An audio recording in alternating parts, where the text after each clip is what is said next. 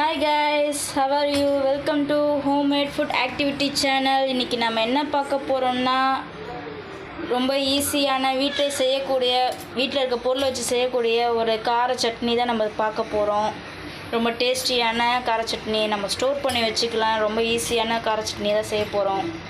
ஏன்னா நம்ம வேலைக்கு போகிறோம், அவசரத்தில் சட்னி அரைக்கிறதுக்கு கூட நமக்கு டைம் இருக்காது. நம்ம ஸ்டோர் பண்ணி வச்சுட்டோம்னா ஈஸியாக நம்மளுக்கு டிஃபன் வேலை முடிஞ்சிடும். அதுக்குள்ளே இன்க்ரீடியன்ட்ஸாக நம்ம பார்க்க போகிறோம். இப்போ பார்த்தீங்கன்னா இதில் முக்கியமான என்னென்னா நம்ம தேங்காய் சேர்க்க போகிறது இல்லை. அதுக்கு எதுவுமே இல்லை, தேங்காய் இல்லாமல் மீதி என்ன பொருளோ அதை மட்டும் தான் நம்ம பார்க்க போகிறோம். ஏன்னா தேங்காய் போட்டால் சீக்கிரம் கெட்டுரும், நம்ம ஸ்டோர் பண்ணி வைக்க முடியாது. தேங்காய் போடாமல் நம்ம இப்போ இந்த சட்னி எப்படி செய்யுதுன்னு பார்க்கலாம். அது ஃபஸ்ட்டு வெங்காயம் ஒரு எத்தனை வெங்காயம் இருக்கும், அது 6 வெங்காயம், சின்ன சின்ன வெங்காயம் ஒரு 6 வெங்காயம் இருக்கும். ஒரு தக்காளி இப்போ விற்கிற விலைக்கு அதுக்கேற்ற மாதிரி போட்டிருக்கோம். இது தக்காளி ஒரு எப்படி இருந்தாலும் ஒரு 4 பழம் இருக்கும். இது நீங்கள் உங்கள் காரத்துக்கு ஏற்ற மாதிரி போட்டுக்கோங்க. கருவேப்பிலை மெயினாக சேர்த்துக்கோங்க, நல்லா டேஸ்ட்டு கொடுக்கும், ஹெல்த்தும் கூட.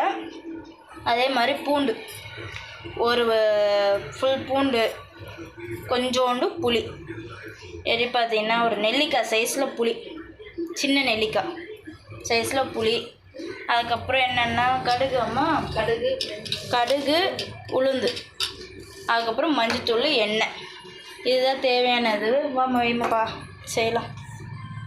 இப்போ ஃபஸ்ட்டு அடுப்பு பற்ற வச்சுக்கிறோம். பற்ற வச்சாச்சு, சூப்பராக கடாயும் வச்சாச்சு. நம்ம இப்படின்னா வந்துக்கலாம், அம்மாவுக்கு ஸ்பேஸ் கொடுத்துடணும். ஓகே, இப்போ என்னென்னா ஒரு 2 டேபிள் ஸ்பூனு இல்லை 2 இல்லை 3 அம்மா 3 டேபிள் ஸ்பூனு எண்ணெய் விட்டுக்கலாம்.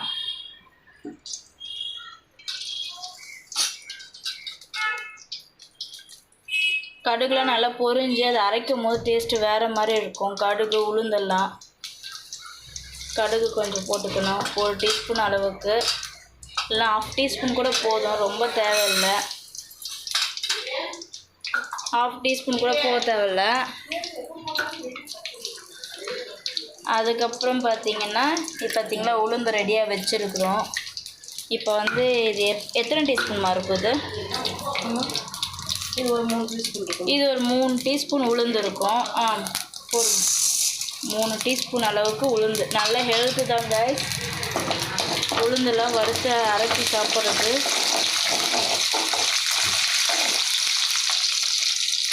அடுப்பை ஸ்லோ பண்ணிக்கிறாங்க, ஏன்னா உளுந்து கருகிடக்கூடாது, அப்போ ஸ்மெல் எடுத்துக்கும். நல்லா ப்ரௌன் கலரில் வரும்போது வெங்காயம் போட்டுக்க வேண்டியதான் நம்ம. ஆனால் நல்லா ப்ரௌன் கலரில் கோல்டன் கலரில் வரணும், அப்போ தான் நல்லாயிருக்கும் டேஸ்ட்டு, ஸ்மெல்லும் நல்லாயிருக்கும்.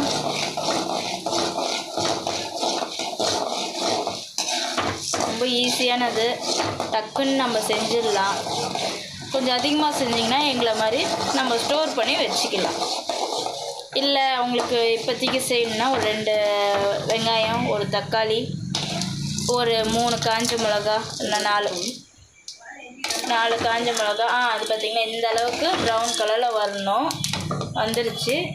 இப்போ வெங்காயம் போடணும், பார்த்து போடணும்.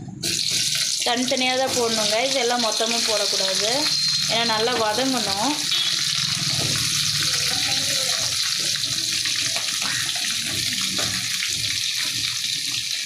எல்லா வெங்காயம் நம்ம போட்டாச்சு.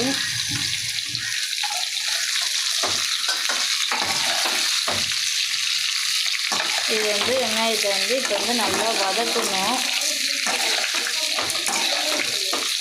பார்த்திங்களா, இந்த மாதிரி இதிலே தெரியும் பாருங்கள், உளுந்து என்ன இதில் ப்ரௌன் கலரில் வெந்திருக்குன்ட்டு.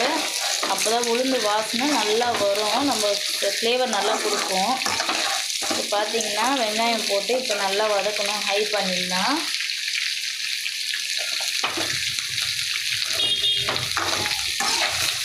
இது தேங்காய் போடாமல் செய்யுங்க, அந்த டேஸ்ட்டே வேறு மாதிரி இருக்கும், உங்களுக்கு சீக்கிரம் கெடவும் கெடாது.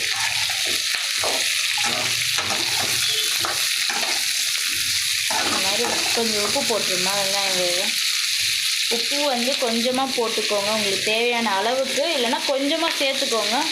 அப்புறமேட்டு அரைச்சிட்டு உங்களுக்கு உப்பு பத்தலை, அது இந்த அளவுக்கு, இது நாங்கள் தேவையான அளவுக்கு நாங்கள் சேர்த்துருக்கோம். நீங்கள் இதோட கொஞ்சமாக கூட சேர்த்துக்கோங்க.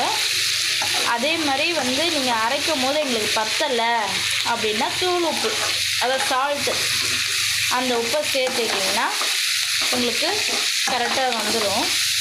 அது நல்லா ஆறணுமா? அதே மாதிரி இந்த வதக்கிறது பெருசு இல்லை கைஸ், இது எல்லாமே வதக்கிட்டு நல்லா ஆறணும். அப்போ தான் வந்து மிக்சியில் நம்ம போட முடியும். இல்லைன்னா மிக்சி ஜார் மூடி தூக்கிடும் ஹீட்டுக்கு. இப்போ வந்து கருவேப்பிலை போடுறாங்க அம்மா.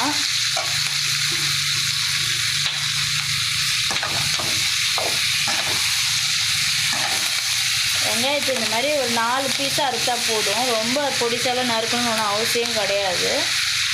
ஏன்னா வதங்கினாலே வெங்காயம் நல்லா அரைஞ்சிடும். அப்புறம் காஞ்ச மிளகா போட்டாச்சு. காஞ்ச மிளகா போட்டு இப்போ நல்லா கலக்கணும்.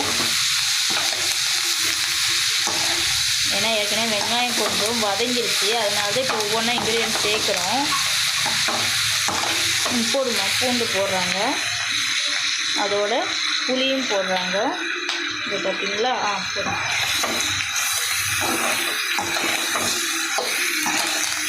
இதெல்லாம் மருந்துகளோட அப்படியே வந்து தக்காளியும் போட்டுக்கலாம். இப்போவும் சொல்கிறேங்க, இது எல்லாமே வதக்கி செய்யறது பெருசு இல்லை. வதக்கி எப்படி இருந்தாலும் ஒரு நல்லா ஆறணும், நல்லா ஒரு சூடே இல்லாமல் ஆறிட்டதுக்கப்புறம் தான் நம்ம மிக்சி ஜாரில் போடணும். ஏன்னா அது உங்களுக்கு ரிஸ்க்கு ஜாஸ்தி தெளிச்சிச்சுன்னா. ஏன்னா அவசரமாக செஞ்சு அது சூடோடு போடுறது பெருசு தப்பான விஷயம். நல்லா ஆறிட்டதுக்கப்புறம் ஜாரில் போட்டு அரைச்சி எடுத்துடும்.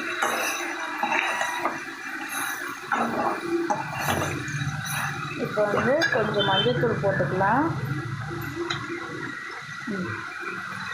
எல்லா உணவுலையும் மஞ்சள்தூள் சேர்த்துக்கணும். இதை வதக்கும் போதே வந்து இந்த மஞ்சள்தூளோட ஸ்மெல்லு எல்லாம் போயிடும்.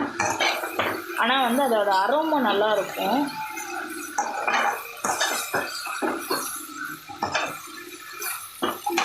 மஞ்சள்தூள்லாம் போடுறீங்களா, டிஃப்ரெண்ட்டாக செய்கிறீங்க. மஞ்சள்தூள் போட்டோன்னா உங்களுக்கு நல்லது தான், ஒரு ஆன்டிபயோட்டிக் தான்.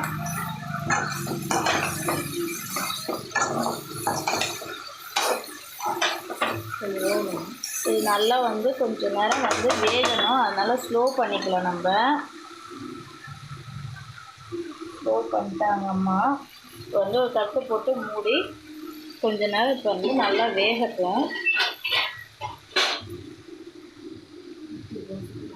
இட்லி தோசைக்கெலாம் இந்த மாதிரி நீங்கள் சட்னி செஞ்சிங்கன்னா எல்லாருமே இன்னும் 2 தோசை எக்ஸ்ட்ரா இல்லை 2 இட்லி எக்ஸ்ட்ரா தான் சாப்பிடுவாங்க. ட்ரை பண்ணி பாருங்கள் வீட்டில். அதே மாதிரி காரம் கம்மியாக செஞ்சிங்கன்னா குழந்தைங்க கூட இஷ்டமாக சாப்பிடும். அது மாதிரி நல்லா வேகட்டும் கொஞ்ச நேரம். ரொம்ப வேகணும்னு அவசியம் இல்லை, ஒரு அரை வேக்காடு வெந்தால் கூட போதும். நல்லா வேகணுமாம்மா?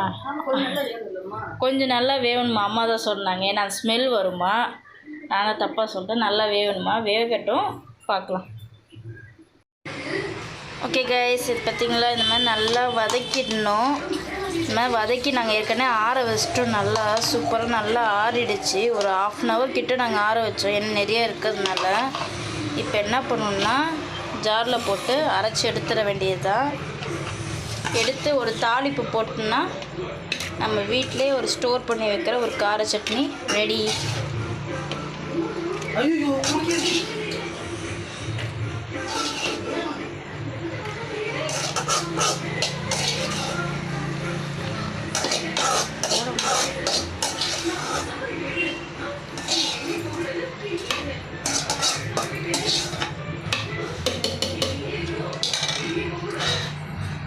நல்லா இந்த மாதிரி இது பண்ணிக்கணும். அம்மா தண்ணி எவ்வளோ ஊற்றுறதுமா?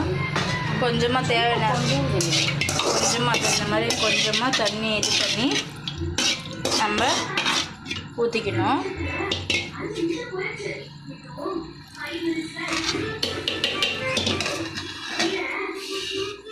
இப்போ இதை அரைச்சி எடுத்துக்கலாம். ஓகே கைஸ், பார்த்திங்கன்னா நல்லா சூப்பரான ஒரு சட்னி ரெடி ஆகிடுச்சு. இதை அரைச்சி பவுலில் போட்டுருமா.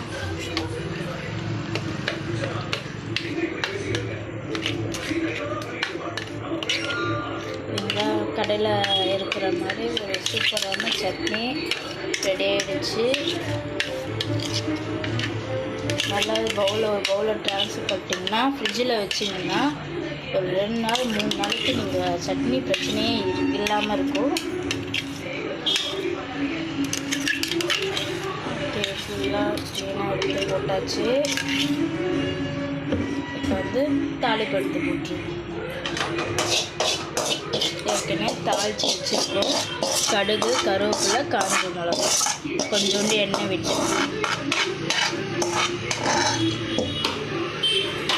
பார்த்திங்கன்னா சூப்பரான ஒரு சட்னி ரெடி. ஓகே காய்ஸ், இந்த ஹோம்மேட் ஃபுட் ஆக்டிவிட்டி சேனலை லைக் பண்ணுங்கள், ஷேர் பண்ணுங்கள், கமெண்ட் பண்ணுங்கள், மறக்காமல் சப்ஸ்கிரைப் பண்ணுங்கள், மறந்துடாமல் பெல் பட்டனை கிளிக் பண்ணுங்கள். அப்போ தான் நாங்கள் ஒரு நெக்ஸ்ட் வீடியோ போகிறலாம் உங்களுக்கு நோட்டிஃபிகேஷன் கண்டிப்பாக வரும்.